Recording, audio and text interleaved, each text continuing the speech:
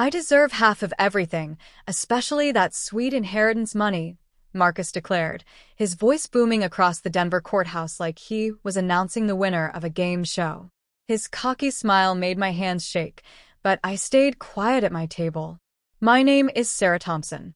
I'm 42 years old, and I never thought I'd be sitting in this cold courtroom, watching my husband of 4 years try to grab every penny I'd earned through decades of hard work. Marcus sat with his lawyer, acting like Christmas morning had arrived early. His fancy watch, bought with my money, naturally gleamed under the fluorescent lights, and his dark beard was trimmed perfectly, just like when we first met. Back then, that groomed look made me feel special. Now, it made me want to scream. Judge Martinez, Marcus's lawyer spoke up, my client deserves half of all shared property, including the massive trust fund Mrs. Thompson inherited while they were married. The lawyer's folder was thick with papers, each one explaining how Marcus planned to walk away with my great aunt's lifetime savings. I watched people in the courtroom gallery whisper to each other, clearly excited by what they thought would be a huge money split. Some were probably doing math in their heads, figuring out Marcus's potential windfall. A couple of local news people had even snuck in, hoping to catch a story about a $1 million divorce involving a successful Denver tech consultant. Judge Martinez, a calm man in his 50s with kind eyes, looked through the initial papers without showing any emotion. He'd been handling family cases for 15 years, so I figured he'd seen every dirty trick possible. But I knew he hadn't seen what I was about to show him. Marcus twisted around to give me what he thought was a winning grin. The nerve of this guy made my stomach turn. This was the same person who used to make me pancakes on Sunday mornings, who said he loved my quirky laugh, not my bank account. For years together, and it had all been fake. The courtroom felt heavy with its beige walls and the stress of legal battles hanging in the air. Through the windows, I could see Denver's busy streets.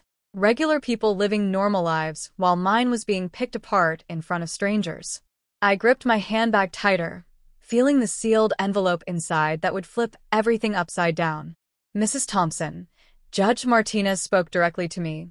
Do you want to respond to these demands? I stood up slowly, my heart racing, but feeling more determined than ever. This was my big moment. The moment when Marcus's greedy plan would finally blow up in his face. Your Honor, there's something important the court should look at. Looking back now, I should have noticed the red flags way sooner in our relationship. Marcus had charmed me during a really tough period.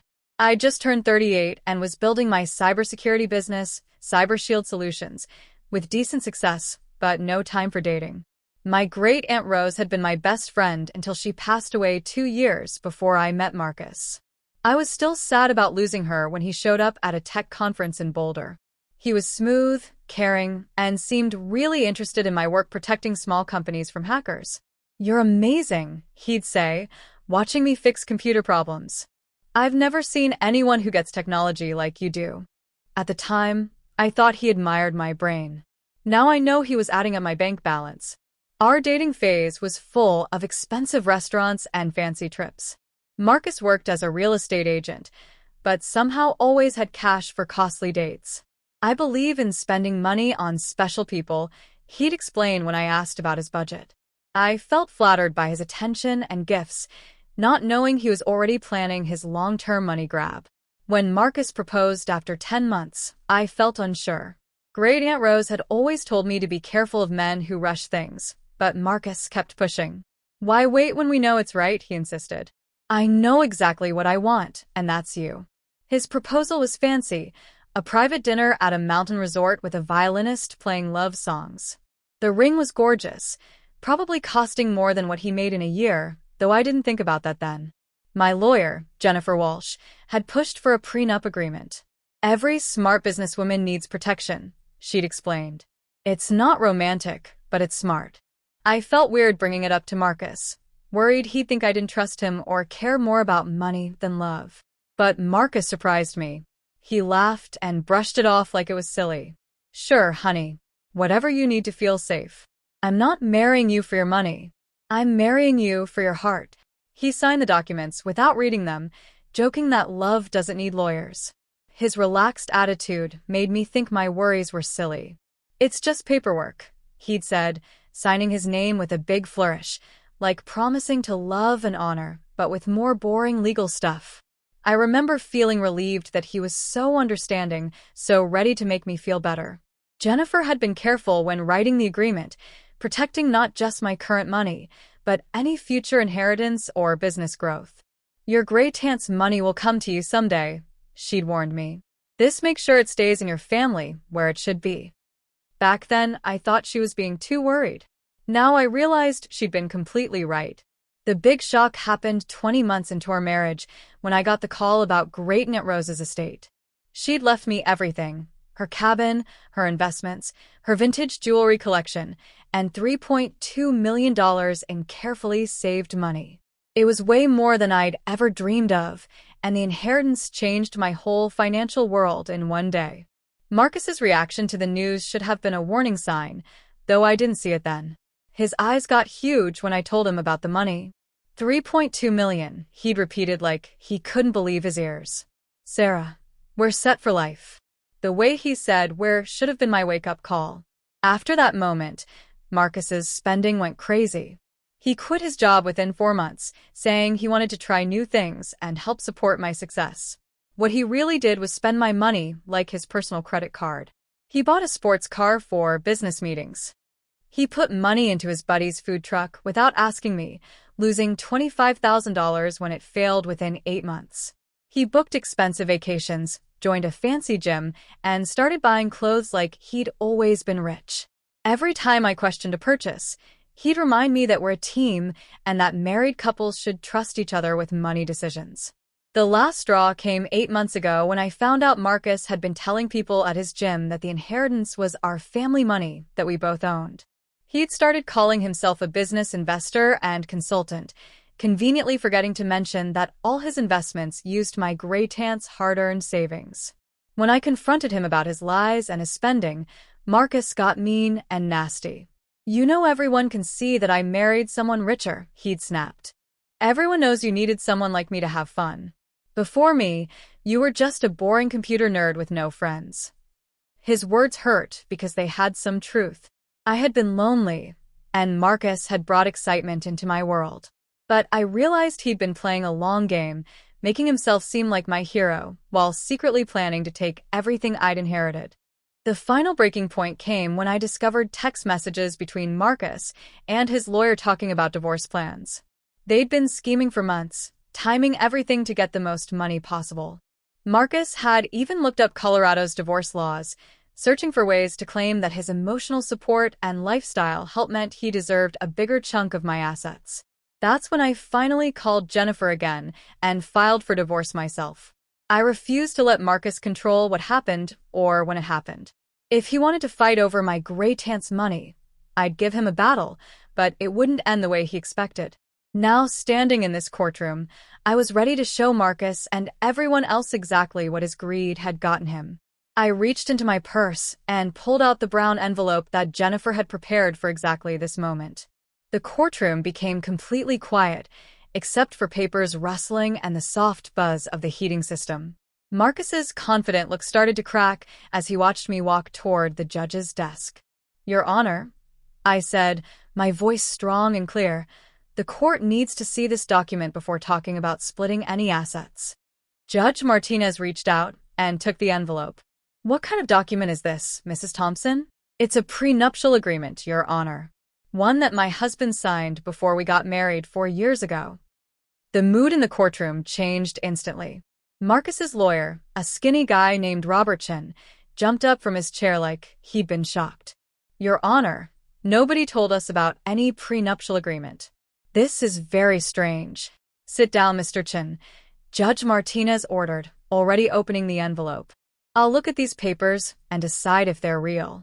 I walked back to my seat, keeping my eyes on Marcus. His face changed from confident to confused to scared in about 15 seconds. He was whispering frantically to his lawyer, pointing toward the judge's desk. I could hear bits of his panicked words. "She never said," and "how can this be?" Jennifer Walsh, my lawyer, stayed perfectly calm next to me. She'd been getting ready for this moment for months, making sure every part of our plan was perfect. Just wait and see, she whispered to me with a tiny smile. Judge Martinez was a careful reader, taking his time with every page of the agreement. The document was complete.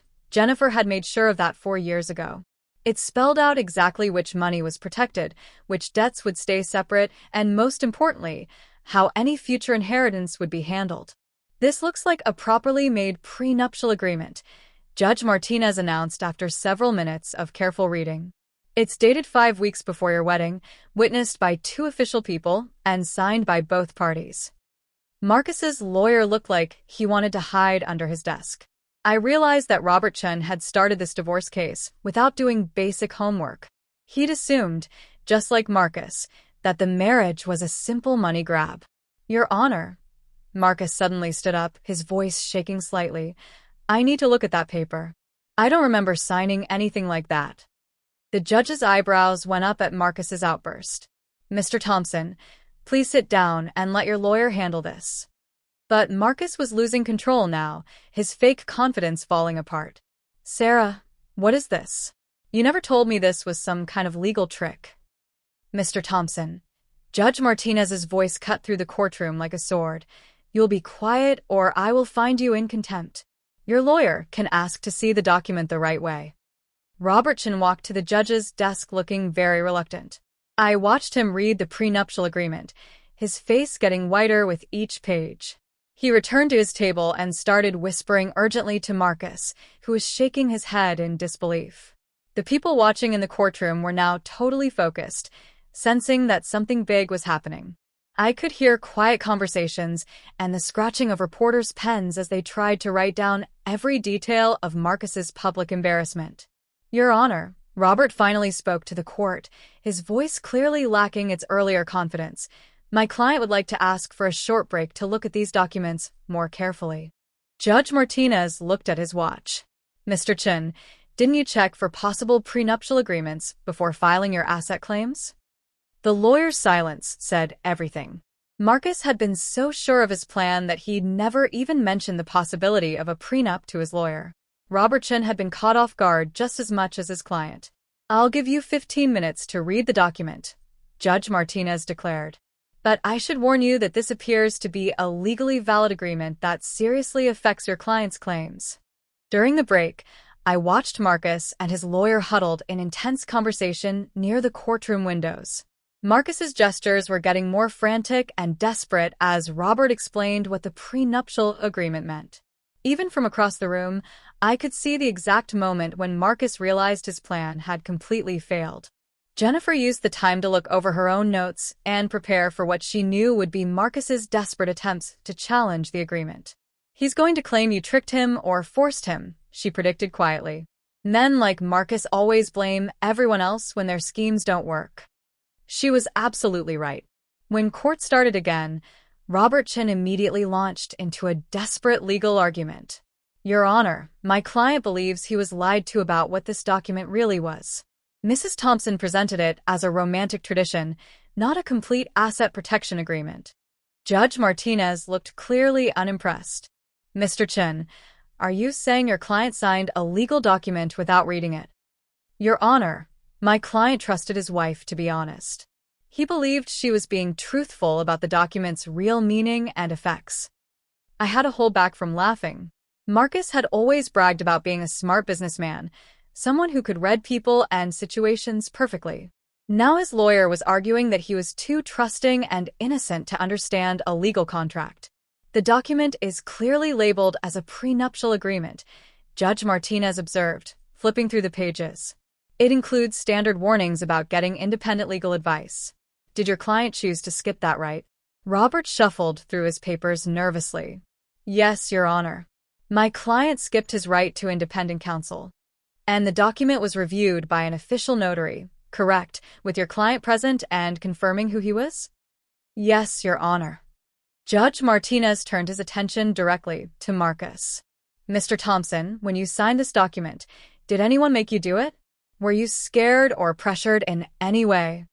Marcus's face was red with shame and anger. No, Your Honor, but I thought it was just paperwork. Sarah made it sound like it didn't really matter. Did you read the document before signing it? The question hung in the air like a bomb about to explode. Marcus looked around the courtroom as if searching for a way out. The silence went on until it became uncomfortable for everyone there. Mr. Thompson, I asked you a direct question.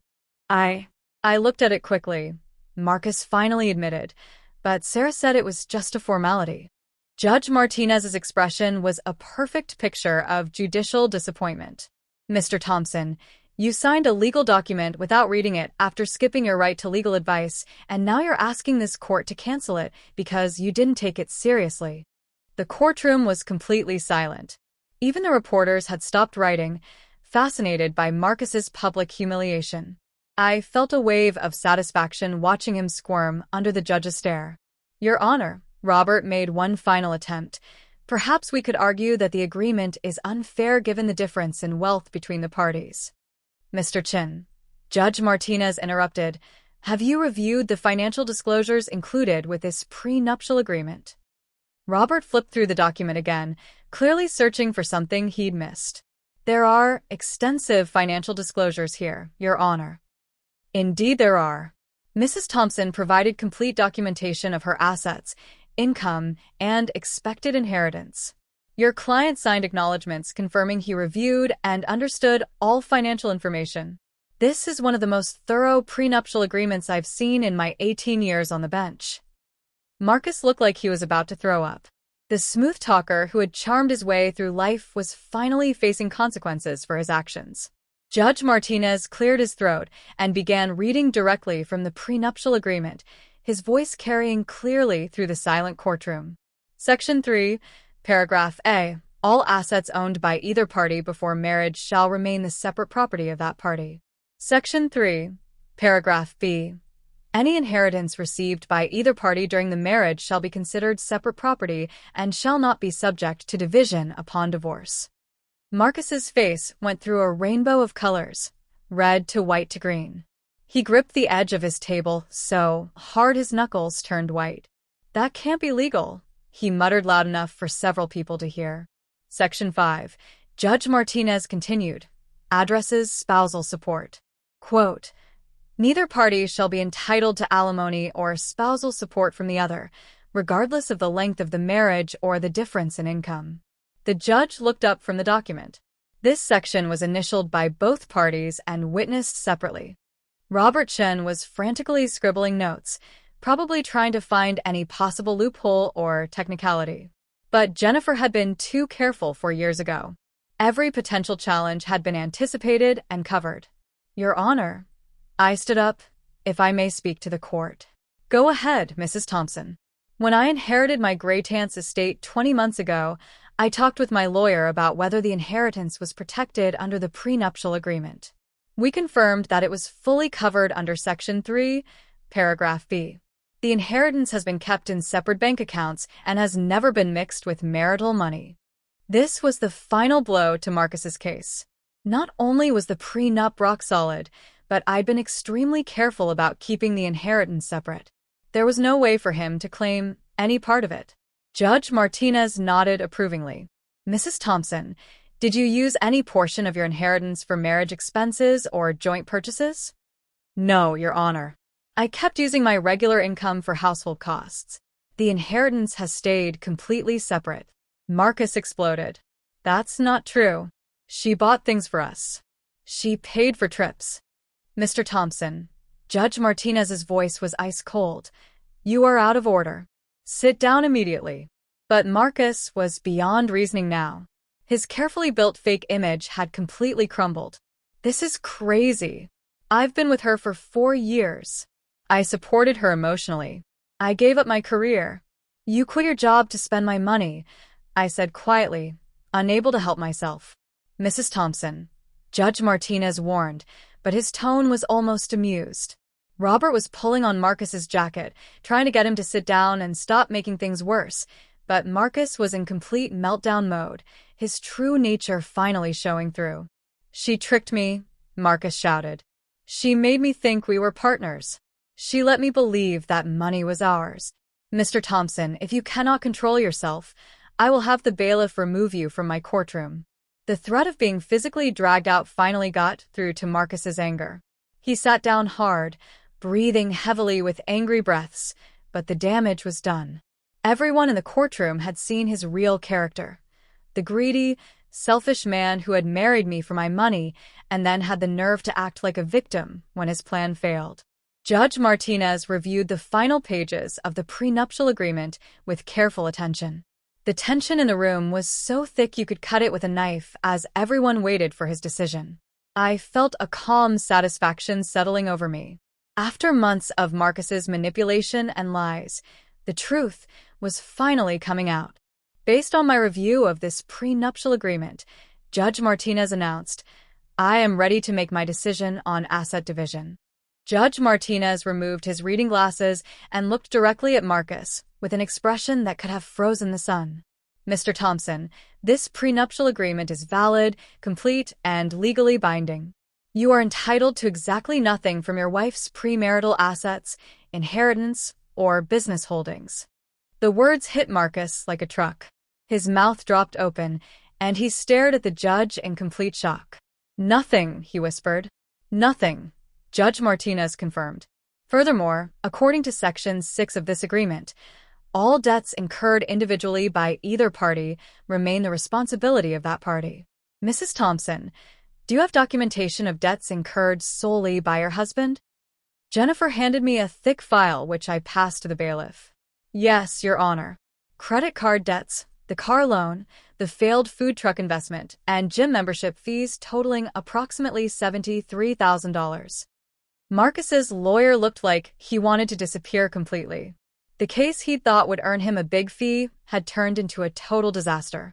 "Mr. Thompson," Judge Martinez continued, "not only will you receive no assets from this marriage, but you remain personally responsible for $73,000 in debt that you accumulated during the marriage." The courtroom erupted in whispers and murmurs. I could hear someone behind me try to hold back a laugh. Marcus had gone from expecting millions to facing bankruptcy in the span of 45 minutes. "Your Honor," Marcus's voice was barely a whisper, "this can't be right. 4 years of marriage has to mean something." Judge Martinez's smile was sharp as a razor. "It does mean something, Mr. Thompson. It means you learned an expensive lesson about reading legal documents before signing them." The gavel came down with a sound that echoed through the courtroom like thunder. "The court grants the divorce petition filed by Mrs. Thompson. No assets shall be transferred to Mr. Thompson. All individual debts remain with the party who created them. This court is dismissed." Marcus sat in stunned silence as the reality of his situation hit him. He'd spent 4 years setting himself up for this moment, only to discover that his plan had been doomed from the day he carelessly signed the prenuptial agreement without reading it. People began leaving the courtroom, but I stayed seated, watching Marcus's world fall apart around him. Robert Chen was already packing his briefcase, clearly eager to escape this professional embarrassment. Several reporters came toward me for a comment, but Jennifer stopped them with practiced skill. "Sarah," Marcus called out as I finally stood to leave, "we need to talk about this. This isn't finished." I turned to face him one last time. "Marcus, it was finished the moment you decided to marry me for my money instead of loving me for who I am. The prenuptial agreement didn't destroy your plan, your greed did." His face crumpled as the full weight of his situation hit him. No inheritance, no assets, and crushing debt that would follow him for years. The man who had smooth-talked his way through life had finally met a situation that couldn't be charmed or manipulated away. As I walked toward the courtroom doors with Jennifer beside me, I felt lighter than I had in months.